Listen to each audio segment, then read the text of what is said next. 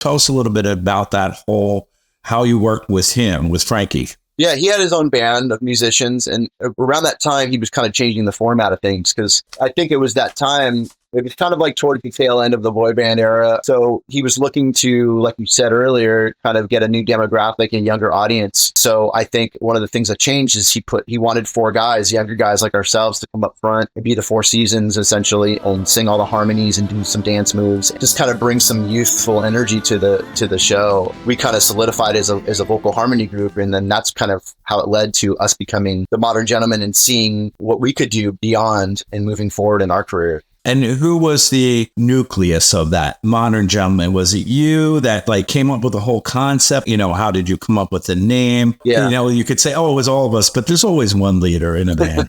Well, it's funny. In the course of things, we find your jobs, your niche. Some people are good at certain things. Mine, I guess, is that kind of thing. I knew that I wanted to do something beyond, obviously. When we joined, Frankie was 69, 70 years old, and now he's 90. One thing that he always liked with these vocal harmony groups from back in the 40s and 50s, like the High-Lows and the 4 Freshmen. And so that's kind of what initially started the idea. So when it happened, I kind of went in and kind of created with Frankie and one of his arrangers, a guy by the name of Artie Schreck, who arranged Can't Take My Eyes Off of You and all these kind of kits for Frankie back in the legendary right there. So just to work with these guys in the studio, I mean, that alone was inspiring. So that's kind of how it started. And so for the Modern Gentleman, is that something that is a part of Frankie, or is that something that it's its own entity that you own? It's our own venture. He gave us his blessing to kind of go out and do our own thing. Obviously, we didn't want to be the 4 seasons. He's still out there doing his thing. Yeah. And then your love for the classics, is that something that started at an early age,